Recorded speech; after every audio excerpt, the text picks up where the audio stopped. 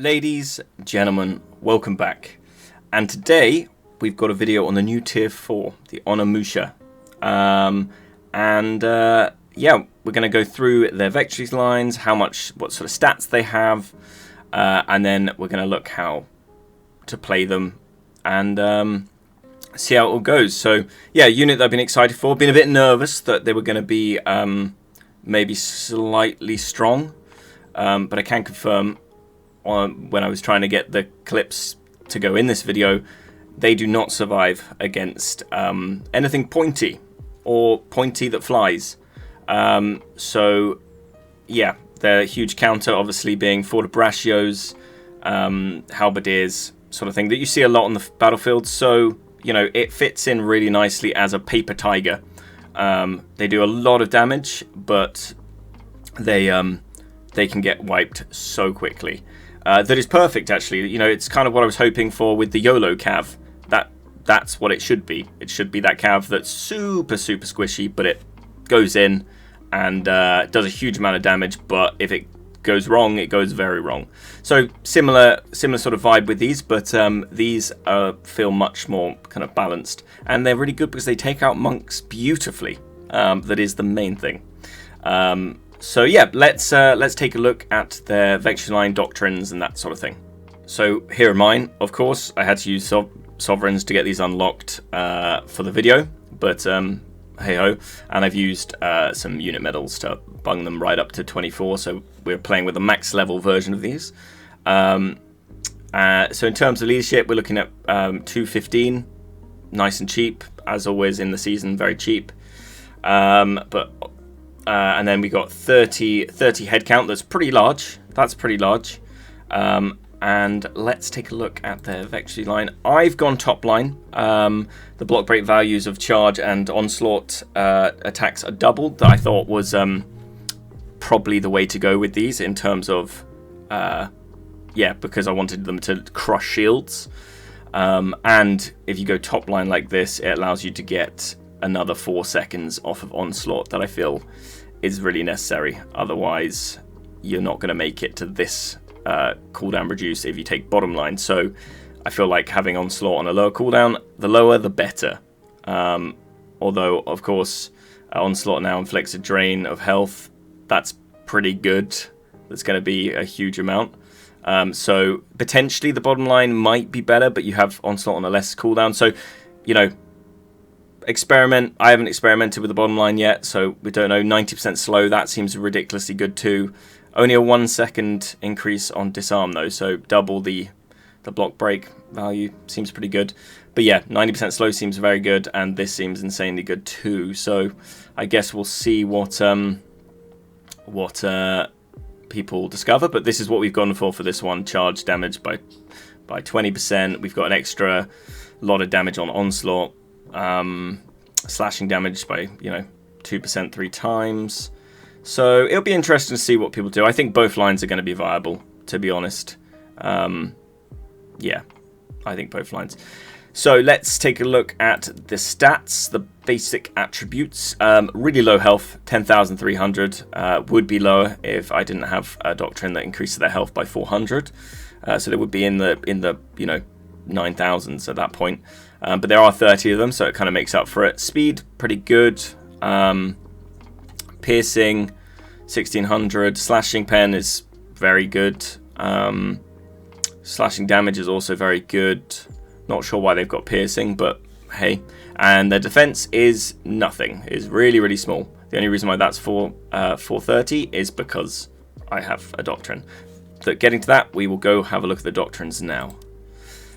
So I went quite hard with these. I've gone Hero 5 Doctrine, increase damage to heroes by 115, and increase all armor penetrations by 110. And then I've got a 4 unit damage that, yeah, obviously increases all types of damage by 70 and increases damage to units by 115.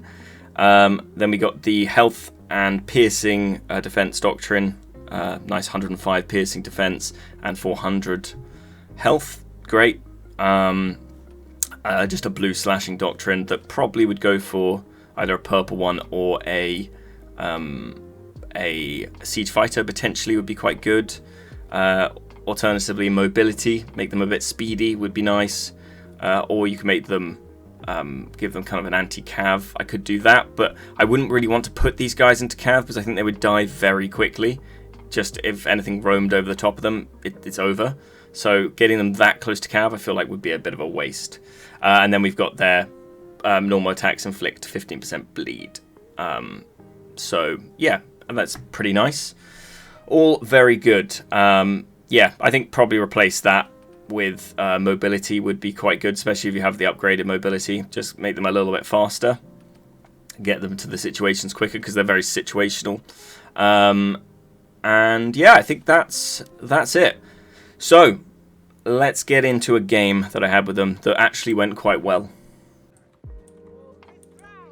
Okay, so here we are. We have just pulled them out of the supply point after the towers have been put on the wall. We've killed some artillery, and we are going to move in for the push.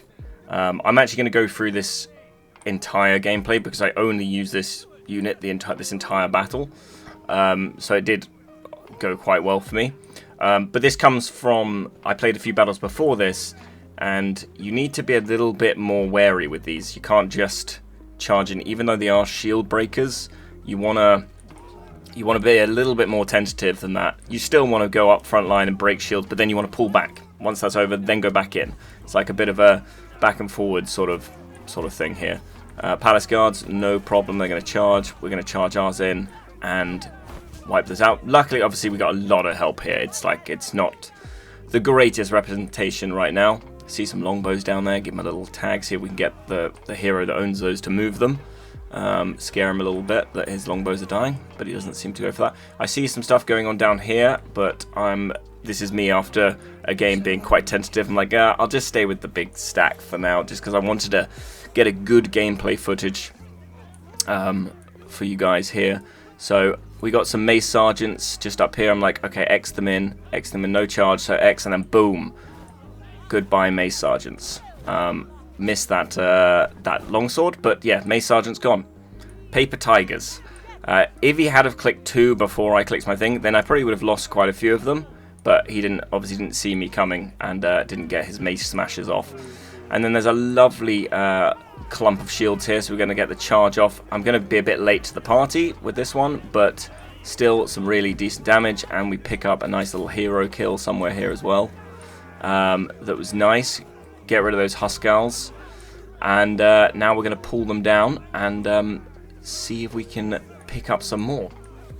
Yeah, they're really enjoyable. They're a lot of fun, but I don't think they're going to have the same hate as monks did, because monks obviously there was a point where you couldn't actually kill them. Even if they could walk into pikes, they could do anything. As long as they were spinning, they'd be fine. Where these, yeah, they're not fine. I may even add a clip in at the end of one of my other games where I did run them into a bit of a bad situation, and you'll see how quickly they go down. They do take a lot with them on their way in if you can get Onslaught off quick enough. But yeah, they do die. That is good. So I'm just going to build a cannon here, so I think we'll skip this bit and head to where more action is.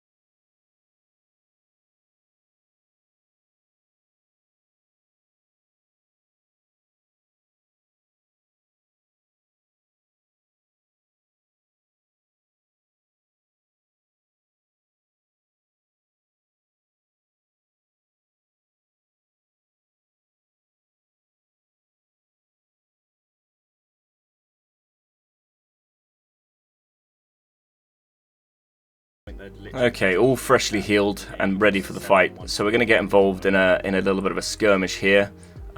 Just looking at those axe raiders. Axe raiders will be dangerous to these 100%. Although you do have 30 of them, so if you lose a few, it doesn't actually hurt that much. And then I see some imperial jabs there, so get the charge off that isn't actually meant to go. Luckily, avoid that throw. It would have been so annoying to get killed there. And then onslaught onto these, and the whole lot completely wiped out. Again, there's palace guards on perfected drills and other stuff like that. So, but still, the amount of instant tiger burst these guys have or girls have is really, really nice. So I'm just getting that tiny little bit healed up. Every little helps, and we're going to make a sort of back push or side push on this base here, on the final point. So first off, I'm going to just plant them just outside, and then my idea was that once I'll bait them a little bit out of there. Oh no, sorry, no, that was later on. I got pinged on the map, and that there was a hero coming around that ended up coming around the front side, so I shouldn't have even moved. But there he is, and we're going to go in, get a little stun on him, and a little angry hornet in the back. So he just lost his cav, and this is the point where I will I'll have my troops and then poke my head in this room here and just start doing the I don't do any damage, but I'm just sort of annoying, one troop at a time, one unit at a time, and that will make the hero be like, oh, maybe I should move my unit or whatever, and see if you can do a little distraction. At this point, they're sending a few units to us, and our team is pushing from the front. So I'm like, I see those pike walk, and I'm like, okay, this is the time. I don't know why someone trebbed there. That's slightly irritating. But I bring them in, and the halberdiers didn't turn fast enough. So I come in, smash through that, get a hero kill, bring them back in line with me. See this group here, another onslaught on there, a charge into an onslaught, and another hero dead there. Really, really nice. And then we got some more same unit as I'm using in there, and it's basically cleared up from there. 162 kills. I'm pretty happy with that right now. That Poleaxe just saved his friend there. Took the angry hornet for him. We got about 4 units left, so that is basically the end of the unit. They managed to pick up another 2 kills. Madness. Yeah. That basically seals the game. Was a hell of a push from both sides. Capitalized on the front push as the side push happened. So, yeah, really loving this unit. Really, really loving it. We'll see what it did every kill because I didn't use any other units. Yeah, basically did the full thing. 106. It looks like 6 hero kills. And 139 unit kills for the Onna-musha. Still going to get used to saying that name. So, yeah. And that's it. That's the new tier 4. A real paper tiger. If you don't have them, make sure you're bringing halberdier sergeants or forte-braccios or imperial pikes would be great walking at these. So you can walk over them very easily, and yeah, they're really good fun. So I hope you enjoyed this video. If you haven't subscribed already and you like my content, I'd really appreciate it if you subscribed. Yeah. Anyway, thanks guys, and I will see you in the next one.